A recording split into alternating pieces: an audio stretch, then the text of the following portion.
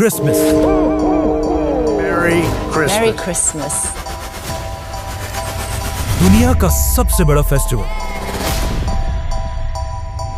ये इतना बड़ा फेस्टिवल है कि मुसलमानों की ईदें जितना पैसा 10 साल में बनाती हैं, उससे भी ज्यादा पैसा क्रिसमस के सिर्फ 1 साल में बनता है। लेकिन आखिर ये क्रिसमस मनाया क्यों जाता है? क्योंकि आज दुनिया के सबसे बड़े रिलीजन क्रिश्चियनिटी का ये मानना है कि इसी दिन, क्रिसमस के दिन, जीसस ईसा अलैहिस्सलाम पैदा हुए थे। लेकिन अब क्वेश्चन ये है कि अगर यही दिन 25 दिसंबर ईसा अलैहिस्सलाम की बर्थडे है, तो फिर मुसलमान इसे क्यों नहीं मनाते? क्योंकि यहाँ पर एक बहुत बड़ी कंफ्यूजन है। आज से 2000 साल पहले ईसा अलैहिस्सलाम फलस्तीन के एक छोटे से शहर में एक मिरेकल से पैदा हुए। ये वो जमाना था जब फलस्तीन में तो यहूदी आबाद थे ही, लेकिन यहाँ पर यहूदियों की हुकूमत नहीं थी। हुकूमत उस वक्त की एक बहुत बड़ी सुपर पावर रोमन एम्पायर की थी। जब रोमन एम्पायर अपनी ताकत की पीक पर थी और यहाँ के बादशाह का नाम था सीजर ऑगस्टस, जो रोमन एम्पायर का सबसे ताकतवर बादशाह था। और इसके नाम को, ऑगस्टस को, आज हम सब बहुत अच्छी तरह जानते हैं, क्योंकि इसी ऑगस्टस के नाम पर साल के एक महीने का नाम भी रखा गया है। जैसे ही ऑगस्टस अपनी ताकत की पीक पर पहुंचा, उसने वही गलती की जो हमेशा हर बादशाह इस पोजीशन पर पहुंचकर करता है। ऑगस्टस अपने आप को एक आम इंसान की बजाय एक खुदा, गॉड कहलवाने लगा और पूरे रोमन एम्पायर में लोगों से अपनी इबादत करवाने के लिए अपने नाम के टेम्पल्स बनवाए। अगर हिस्ट्री को देखा जाए, जब भी कोई शख्स इस लेवल की ताकत तक पहुंचता है, तो अल्लाह उसके गुरूर को तोड़ने के लिए बिल्कुल मूसा अलैहिस्सलाम की तरह एक माइटी प्रॉफिट भेजता है। तो इसी सीजर ऑगस्टस के दौर में ईसा अलैहिस्सलाम पैदा हुआ। ईसा अलैहिस्सलाम भी यहीं पर रोमन एम्पायर के अंडर फलस्तीन में यहूदियों के साथ बड़े हुए। लेकिन ईसा अलैहिस्सलाम बचपन से अपनी एज के बाकी सारे नॉर्मल बच्चों से बहुत ही डिफरेंट थे, क्योंकि बचपन में एक बार ईसा अलैहिस्सलाम अपनी माँ मरियम के साथ एक बाजार में घूमते घूमते कहीं गायब हो गए और काफी ढूंढने के बाद भी वो पूरे बाजार में कहीं नहीं मिले। तो आखिर उनकी माँ उन्हें ढूंढते ढूंढते यहूदियों के एक टेम्पल की तरफ गए, जहां पर उन्होंने देखा कि यंग ईसा अलैहिस्सलाम उस वक्त के बड़े यहूदी उलमा के साथ डिबेट कर रहे थे। और उनके क्वेश्चंस को सुनकर यहूदी स्कॉलर्स के चेहरे बिल्कुल गुस्से से भरे हुए थे, क्योंकि उनके सामने ऐसे क्वेश्चंस करने की अब तक किसी में जुर्रत नहीं थी। इसी तरह ईसा अलैहिस्सलाम फलस्तीन में बड़े होते गए और आगे जाकर उन्हें अल्लाह की तरफ से एक बहुत ही यूनिक पावर मिली, जिसमें वो किसी भी बीमार शख्स को सिर्फ एक उंगली के टच से बिल्कुल ठीक कर देते थे। और अपनी इस पावर को यूज करके ईसा अलैहिस्सलाम गरीब लोगों की मदद करने लगे। और जैसे जैसे लोगों को ईसा अलैहिस्सलाम की इस ताकत का पता चला, तो वो दूर दूर से ईसा अलैहिस्सलाम के पास आने लगे। और इसी तरह आहिस्ता आहिस्ता ईसा अलैहिस्सलाम की पॉपुलैरिटी पूरे फलस्तीन में फैलने लगी। आखिर ईसा अलैहिस्सलाम इतने फेमस हो गए कि वो जिस भी शहर की तरफ जाते थे, वहां के सारे लोग उन्हें वेलकम करने के लिए उस शहर से बाहर निकल आते थे। और ईसा अलैहिस्सलाम अपनी पावर से उन सब की बीमारियां दूर कर देते थे। यहां तक तो सब बिल्कुल ठीक था, लेकिन आहिस्ता आहिस्ता ईसा अलैहिस्सलाम अपने फॉलोअर्स को बिठाकर उनके सामने स्पीचेस करने लगे। और इन स्पीचेस में वो बार बार लोगों को ये समझाने लगे कि आज हमारे इस रिलीजन को सिर्फ और सिर्फ इन यहूदी स्कॉलर्स ने तबाह किया है, जो अपने टेम्पल्स में बैठकर सिर्फ गरीब लोगों से चंदा जमा करते हैं। और सिर्फ कुछ पैसों के लिए यही स्कॉलर्स तौरात की आयत को चेंज करके अपनी मर्जी के फैसले लिखते हैं। और हर स्पीच में बार बार ईसा अलैहिस्सलाम यहूदी स्कॉलर्स को मुनाफिक कहकर पुकारने लगे।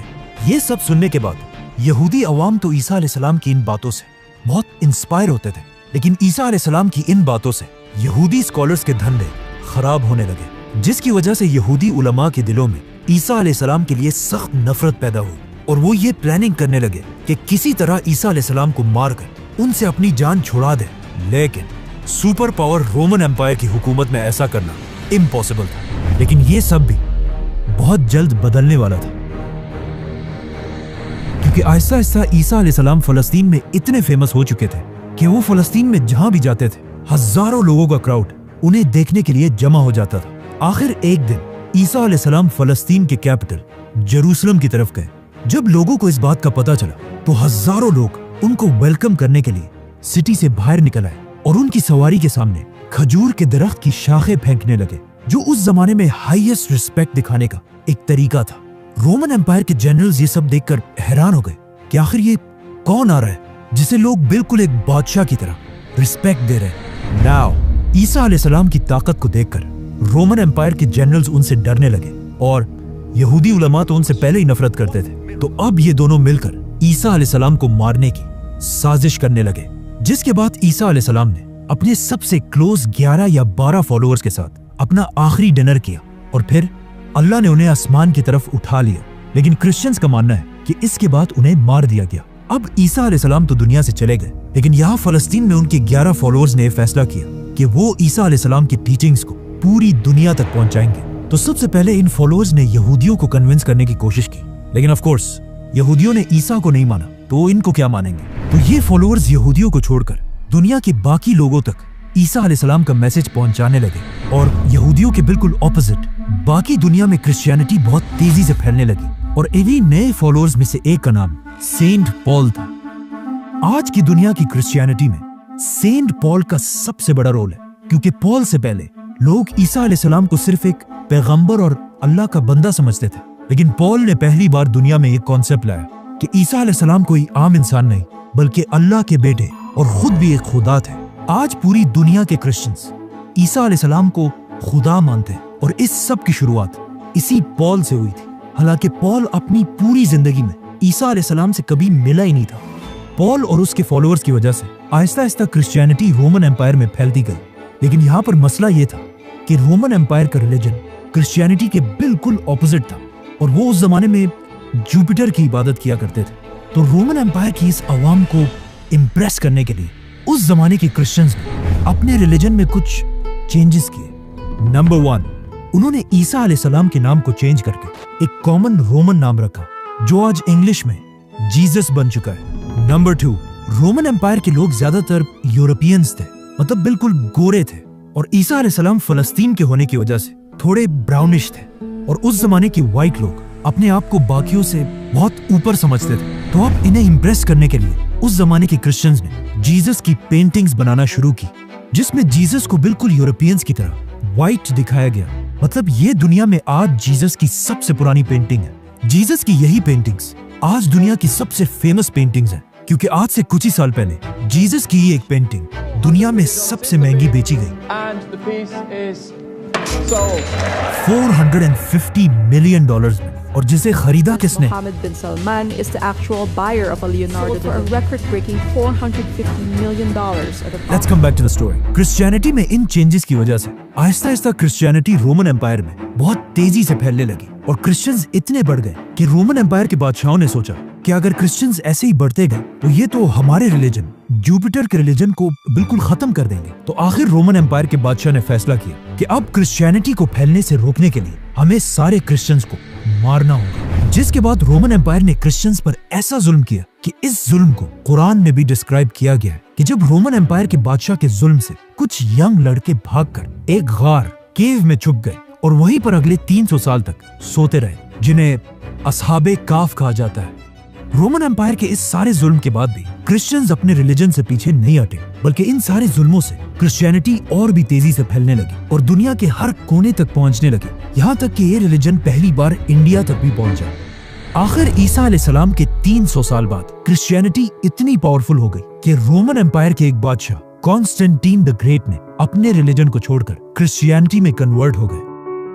तो अब जब बादशाह ही क्रिश्चियन बन गया तो रोमन एम्पायर के सारे हालात बिल्कुल बदल गए और अब तक जो जुल्म क्रिश्चियंस पर किया जाता था उससे भी ज्यादा जुल्म जुपिटर के रिलीजन के फॉलोअर्स पर किया जाने लगा, क्योंकि उस जमाने का रूल था कि जो रिलीजन बादशाह का होगा वही पब्लिक का भी होगा। तो अब रोमन एम्पायर अपने पुराने रिलीजन को जबरदस्ती दुनिया से खत्म करने लगे, लेकिन ये भी कोई आसान काम नहीं था, क्योंकि जुपिटर को मानने वाले भी इतनी आसानी से अपना रिलीजन छोड़ने वाले नहीं थे। तो अब यहाँ पर अगेन रोमन एम्पायर ने क्रिश्चियनिटी को दोबारा बदलने की कोशिश की और अपने पुराने और नए रिलीजन को एक दूसरे के साथ मिक्स करने लगे, और यहीं से पहली बार क्रिसमस का कॉन्सेप्ट आया। जैसे कि रोमन एम्पायर के रिलीजन में हर साल दिसंबर में अपना सबसे बड़ा फेस्टिवल सैटर्नेलिया मनाते थे, जिसमें वो अपने खुदा सैटर्न की इबादत करते थे। और उनके इस फेस्टिवल में एक चीज सबसे इंपॉर्टेंट थी, पाइन ट्रीज, क्योंकि दिसंबर में यूरोप की सर्दी की वजह से सारे दरख्त बिल्कुल सूख जाते थे और सिर्फ पाइन ट्री अपनी जगह पर मजबूती से खड़ी रहती थी,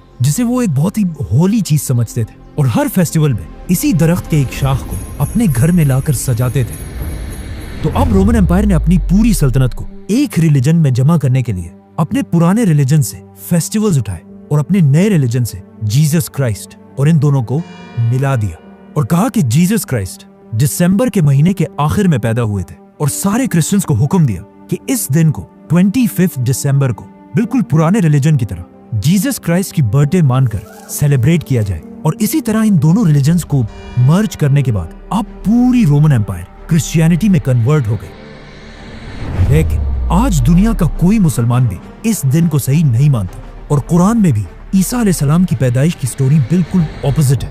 क्योंकि कुरान में है कि जब ईसा अलैहिस्सलाम पैदा हो रहे थे तो उनकी माँ मरियम के पास सिर्फ एक खजूर का दरख्त था, जिस पर उन्हें हुक्म दिया गया कि घबराओ मत और इस खजूर के दरख्त को हिलाओ ताकि इससे तुम्हारे लिए ताजा खजूर गिर सके और तुम्हें ताकत मिले। खजूर का दरख्त। अब मसला ये है कि दरख्त पर खजूर तभी बनते हैं जब सख्त गर्मी का मौसम हो, which means according to Quran ईसा अलैहिस्सलाम की पैदाइश जरूर गर्मी के महीनों में हुई होगी और दिसंबर का तो कोई सवाल ही पैदा नहीं होता। और ये सिर्फ कुरान में ही नहीं बल्कि क्रिश्चियंस भी ये मानते हैं कि उन्हें ईसा अलैहिस्सलाम की पैदाइश के सही दिन का पता नहीं है।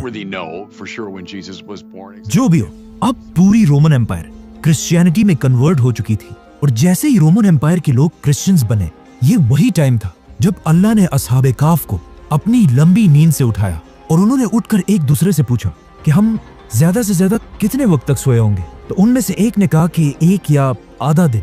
लेकिन जब वो बाहर निकले उन्हें पता चला कि यहाँ तो सब कुछ बिल्कुल बदल चुका है। इसके बाद क्रिश्चियनिटी दुनिया का सबसे बड़ा रिलीजन बना और आने वाले वक्तों में Roman Empire, British Empire, Spanish Empire की वजह से आज तक क्रिश्चियनिटी दुनिया का सबसे बड़ा रिलीजन है। और क्रिसमस दुनिया का सबसे बड़ा फेस्टिवल जिसमें हर साल पूरी दुनिया से लोग $1 ट्रिलियन से भी ज्यादा पैसा खर्च करते हैं, जो हर साल के ईद से 10 गुना ज्यादा पैसा है। लेकिन ये हमेशा से ऐसा नहीं था। क्रिसमस पहले के जमाने में सिर्फ एक छोटा सा फेस्टिवल था जिसमें लोग चर्च में जमा होकर अल्लाह और ईसा अलैहिस्सलाम को याद किया करते थे। लेकिन आहिस्ता आहिस्ता लोग इस सब से बोर होने लगे। तो अब लोगों को दोबारा क्रिसमस की तरफ अट्रैक्ट करने के लिए कुछ लोगों ने क्रिसमस के इस फेस्टिवल में नई चीजें ऐड की, जैसे कि म्यूजिक, गाना, शराब। और क्रिसमस के इस फेस्टिवल में जो सबसे बड़ा एडिशन किया गया वो था सेंटा क्लॉज, जो पुराने जमाने में एक real Christian scholar Saint Nicholas थे, जो अपनी जेनरोसिटी की वजह से पूरे क्रिश्चियंस में मशहूर थे। आज से 150 साल पहले जब पहली बार सेंटा क्लॉज को इंट्रोड्यूस कराया गया तो वो ज्यादातर ग्रीन या ब्लू कपड़े पहनकर बच्चों को गिफ्ट्स दिया करते थे। लेकिन ऐसा ऐसा कोका कोला सेंटा क्लॉज को अपने एड्स में यूज करने लगा और इसके कपड़ों को ग्रीन कलर से बदलकर बिल्कुल अपने बॉटल्स की तरह रेड और व्हाइट बना दिया। आज क्रिसमस पूरी दुनिया का सबसे बड़ा फेस्टिवल है, जो सिर्फ क्रिश्चियन कंट्रीज में नहीं बल्कि चाइना और इंडिया जैसी बड़ी कंट्रीज में भी मनाया जाता है, जिसकी वजह से क्रिसमस के फेस्टिवल में पूरी दुनिया से $1 ट्रिलियन से भी ज्यादा का बिजनेस होता है। और ये $1 ट्रिलियन इतना ज्यादा पैसा है कि अगर मुसलमानों की 10 साल की ईदों को भी मिला दिया जाए तब भी वो 1 साल के क्रिसमस से कम बनते हैं।